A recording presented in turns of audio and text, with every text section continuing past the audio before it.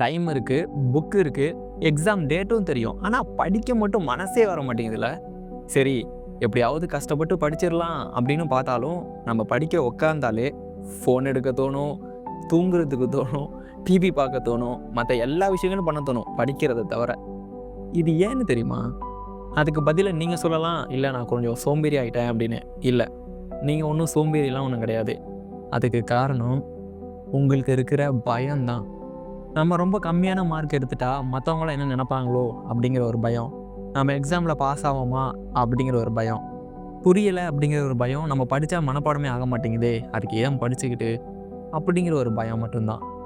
அந்த பயம் இருக்கிறதுனாலேயே உங்கள் பிரெயின் இருக்குல்ல, உங்கள் மூளை, அது இந்த படிக்கிறத எப்படி எஸ்கேப் பண்ணலாம் அப்படின்னு பார்த்து தான் இந்த ஃபோனை பார்க்குறது, டிவி பார்க்குறது, விளையாட போகிறது, இந்த மாதிரி விஷயங்கள் எல்லாம் உங்களை ஃபோர்ஸ் பண்ணி பண்ண வைக்குது.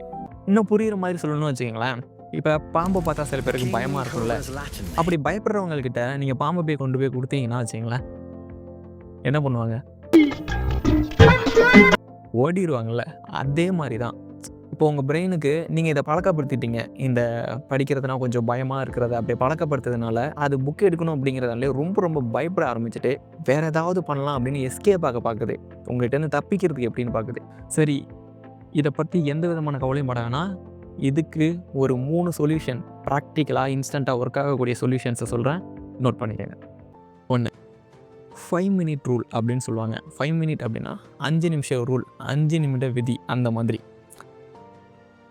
நீங்கள் ஒவ்வொரு தடவையும் புக்கை எடுக்க போகிறதுக்கு முன்னாடி வெறும் 5 நிமிஷம் மட்டும் உங்கள் வீட்டு கிளாக்லேயோ, உங்கள் வீட்டு கடிகாரத்துலேயோ, இல்லை உங்களோட மொபைல்லையோ ஒரு 5 நிமிஷம் மட்டும் டைமர் ஆன் பண்ணிக்கோங்க. கவுண்ட் ஆன் அதை மட்டும் ஆன் பண்ணிவிட்டு, நான் இப்போதைக்கு வெறும் 5 நிமிஷம் மட்டும் தான் படிக்க போகிறேன் அப்படின்னு சிம்பிளாக ஸ்டார்ட் பண்ணுங்க. இதில் என்ன சேஞ்ச் இருக்க போகுது? 5 நிமிஷம் படிக்கிறதுனால என்ன ஆக போகுது அப்படின்னா, திரும்ப சொல்கிறேன், நீங்கள் புக்கு எடுக்கணும் அப்படின்னா படித்தா ஒரு 1 மணி நேரம் 2 மணி நேரம் படிக்கணும்னு எடுப்பீங்க. பட் ஆனால் 5 நிமிஷம் அப்படிங்கிறது ரொம்ப ரொம்ப ஒரு கம்மியான ஒரு படிக்கிற மாதிரி 1 மணி நேரத்தை கம்பேர் பண்ணும்போது. அப்படின்னா உங்கள் பிரெயின் என்ன பண்ணும்? வெறும் 5 நிமிஷம் தானே படிச்சிடலாம் அப்படின்னு இதை சூஸ் பண்ண ஸ்டார்ட் பண்ணும். நீங்கள் 1 மணி நேரம் அப்படிங்கும்போது 1 மணி நேரமாக ஃபுல்லாக நம்மளால் படிக்க முடியாது அப்படின்னு அது பயப்படுறது. இப்போ ஒரு 5 நிமிஷம் அப்படின்னா 5 நிமிஷம் தானே படிச்சுட்டு நம்ம போட்டு ஜாலியாக விளையாட போகலாம் அப்படின்னு தான் இறங்கும். சரி, 5 நிமிஷம் படித்தா விளையாட தானே போகிறோம் கேம் அந்த மாதிரி. நோ, நீங்கள் 5 நிமிஷம் படிக்கும்போது உங்களுக்கு ஒரு மொமெண்ட் க்ரியேட் ஆகிரும். அதாவது 5 நிமிஷம் படிச்சிட்டோம், சரி இன்னும் ஒரு 2 கொஸ்டின், ஒரு கொஸ்டினும் 2 கொஸ்டினும் படிச்சிட்டோம், இன்னும் ஒரு 2 3 தானே ஈஸியாக படித்து முடிச்சுட்டே நம்ம போயிடலாமே அப்படின்னு உங்களுக்கே தோண ஸ்டார்ட் ஆகும். இது செம்ம ட்ரிக். யூஸ் பண்ணி பார்த்தீங்கன்னா கண்டிப்பாக ஒர்க் அவுட் ஆகும். அடுத்து 2வது டிப்ஸ், நீங்கள் படிக்கும் போது உங்கள் பக்கத்தில் நல்லா சுற்றி பார்த்துருங்க. எந்த விதமான மொபைலுமே இருக்கவே கூடாது. ஏன்னா மொபைலை நீங்கள் பக்கத்தில் வச்சிங்கன்னா எப்போதுமே மொபைல் பார்க்க மட்டும்தான் தோணுமே தவிர உங்களுக்கு படிக்கணுன்னே தோணாது. உங்கள் ரூமில் சரி, இல்லை நீங்கள் உட்காந்து படிக்கிற இடத்துல சரி, எந்த இடத்துலையுமே மொபைல் வச்சுக்காதீங்க. மொபைல் வச்சுக்கிட்டால் உங்களுக்கு படிக்கணும்னு தோணாது, மொபைல் பார்க்கணுன்னு மட்டும்தான் தோணும். நான் சொன்னேனே, அந்த ஈஸியான வழியை தான் உங்கள் பிரெயின் சூஸ் பண்ணணுன்னு. அதே தான் நீங்கள் இதை சூஸ் பண்ண ஸ்டார்ட் பண்ணிடுவீங்க, படிக்க மாட்டீங்க. அதனால் உங்களை சுற்றி பார்த்துருங்க. நீங்கள் படிக்க போகும்போது உங்களுக்கு எந்த விதமான மொபைலுமே இருக்கக்கூடாது. எல்லாத்தையும் தூக்கி விட்டேஞ்சிருங்க. இல்லை, அப்படி இல்லை, தூக்கி ஓரமாக வச்சுருங்க. நீங்கள் படிச்சுட்டு அதுக்கப்புறமா நீங்கள் மொபைல் போய் பார்க்கலாம், எவ்வளோ நேரம் வேணாலும் பார்க்கலாம். அதனால் ஃபஸ்ட்டு ரீடிங். நீங்கள் படிக்கிறதுக்கு முன்னாடி எந்த விதமான மொபைலும் சரி, டிவியும் சரி பார்க்காதீங்க. பார்த்தீங்கன்னா உங்களால் படிக்கவே முடியாது. அடுத்து 3வது டிப்ஸ், ஈஸி கொஸ்டின்ஸ் ஃபர்ஸ்ட். இது ரொம்ப ரொம்ப சிம்பிளான ஒரு கான்செப்ட் தான். என்னென்னா, நீங்கள் ஒரு லெசனை சூஸ் பண்ணுறீங்க அப்படின்னு வச்சுக்கலாம். இப்போது இங்கிலீஷ் இல்லை ஒரு தமிழ், இதில் ஏதோ ஒரு லெசனை நான் படிக்க வராமல் சூஸ் பண்ணுறீங்கன்னா, அந்த லெசனில் இருக்கிறதுலையே எது ரொம்ப ரொம்ப ஈஸியாக படித்தா மனப்பாடம் ஆகிடும், இல்லை நம்மளால் புரிஞ்சிக்க முடியும் அப்படிங்கிற கொஸ்டினை சூஸ் பண்ணலாம். இப்போ உங்களுக்கு ஒரு ஐடியா வந்திருக்கும், ஒரு லெசன்லேயே இருக்கிற என்ன ஈஸியாக இருக்கும் அப்படின்னா 1 வேர்டு. ஓகேவா? அதை ஃபஸ்ட்டு படிச்சிருங்க. ஏன்னா இப்போ இந்த 5 மார்க் தான் பெருசு, அதில் தான் 5 மார்க் கிடைக்கிது, அதான் நம்ம முதல்ல படிக்கணும் அப்படின்னு 5 மார்க்கு சில பேர் ஃபோக்கஸ் பண்ணுவாங்க. அவங்களுக்கு வருது அப்படின்னா ஃபோக்கஸ் பண்ணலாம். பட் கஷ்டமாக இருக்குது அப்படிங்கும்போது ஓப்பனிங்லேயே 5 மார்க் அப்படிங்கிறது இவ்வளோ பெருசு கொடுத்துருப்பாங்க. நம்மளால் அவ்வளோலாம் படிக்க முடியாது.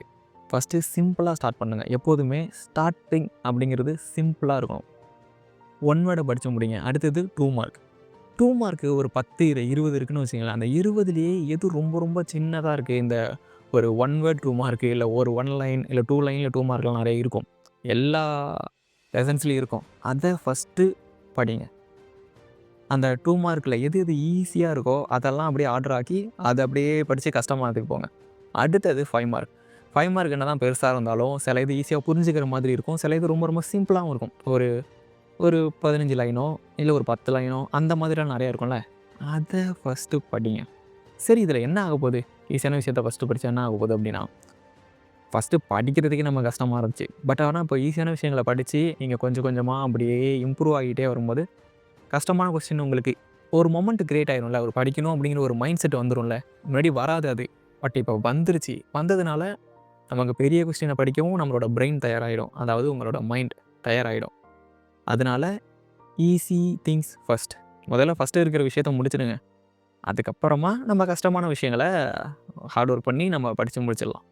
இப்போ இம்பார்ட்டன்ட் கொஸ்டின்ஸில் எல்லாமே முக்கியமாக இருக்குமே. இதில் நான் என்னத்தை ஃபஸ்ட்டு படிக்கிறது அப்படின்னா, இப்போ என்ன தான் இம்பார்ட்டன்ட் கொஸ்டினாக இருந்தாலும் அதுலேயும் சின்னதாக இருக்கும் சில விஷயங்கள். சின்னதாக இருக்கும் சில கொஸ்டின்ஸ்லாம்.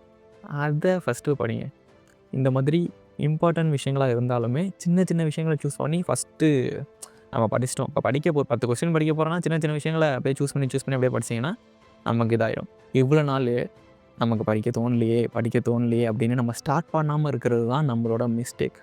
ஜஸ்ட்டு ஒரு கீயை போட்டால் மட்டும் போதும். அதுதான் இந்த 3 டிப்ஸும். ட்ரை பண்ணி பாருங்கள். போட்டால் போதும், ஆட்டோமேட்டிக்காகவே ஸ்டார்ட் ஆகிடும். நமக்கு ஸ்டார்டிங் மட்டும் தான் பிரச்சனை. ஸ்டார்ட் பண்ணிட்டோன்னா நம்ம போய்கிட்டே இருக்கலாம். இந்த மாதிரி நிறைய வீடியோஸ், நிறைய டிப்ஸ் உங்களுக்கு வேணும் அப்படின்னா மறக்காமல் கமெண்ட் பண்ணுங்கள். அப்புறம் இந்த வீடியோஸில் ஏதாவது டவுட் இருக்குது அப்படின்னா, இல்லை எனக்கு இந்த விஷயங்கள் புரியல அப்படின்னாலும் நீங்கள் மறக்காமல் கமெண்ட் பண்ணுங்கள். நான் ரிப்ளை பண்ணுறேன். ஓகேவா? Have a good day. Thank you for வாட்சிங்.